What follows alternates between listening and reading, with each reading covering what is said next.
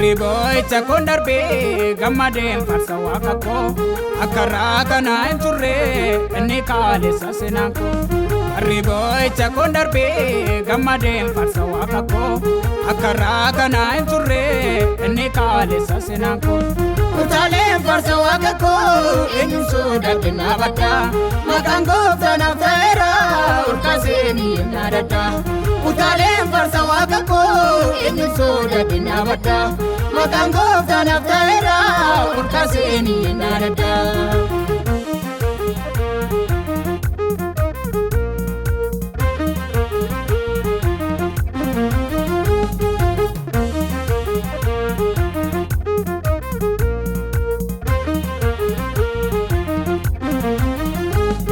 Nakoba bade ture Yesus tuna farise afanete kufesa nate arkasa anabirirse isato ananyadate karando mandagatama kalane sabatao kangofta komalanima isato ananyadate karando mandagatama kalane sabatao kangofta komalanima.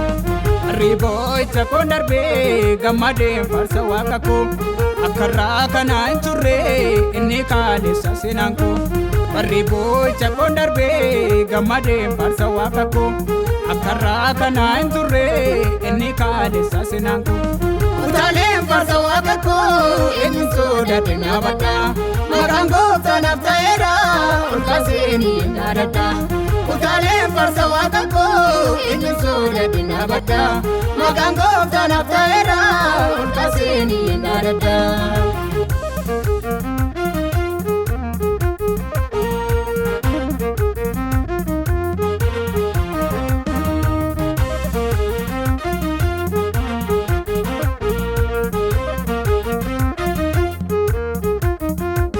Amanete madon kabo silaete tigarako lafa ona sana kesate enyuni narge firako si chabdi tokkolleen kabo anaaf kana feduada jedhe utumbo adero goftanaaf dhufe dhugaadha.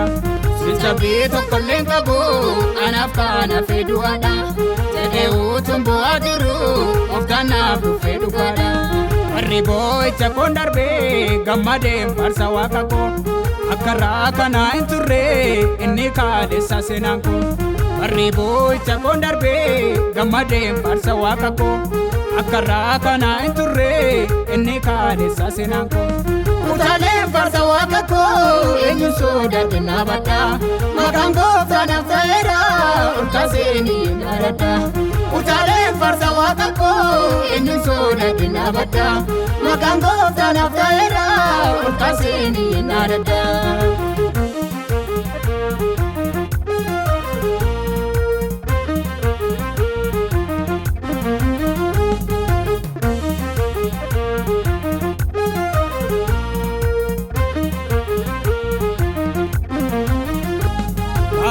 Tulfaatee jiru hundumtuu narratti ilaala mataan abyaadun qabu hundumtuu ijaan na laala.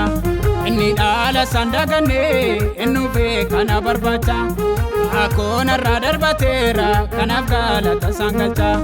Inni dhaala sandaganne innufee kana barbaacha akkoo narraa darbateera kanaaf galata sangalcha. Riboy chakon darbe gammadeen farsa waaqakko akkaraa kana hin turre inni kaalessa seenaanko. Riboy chakon darbe gammadeen farsa waaqakko akkaraa kana hin turre inni kaalessa seenaanko. Utaaleen farsa waaqakko eenyu sodaatti naabadda maqaan gooftaan ta'eera urkaaseenii naadadda. Utaaleen farsa waaqakko eenyu sodaatti naabadda maqaan gooftaan ta'eera urkaaseenii naadadda.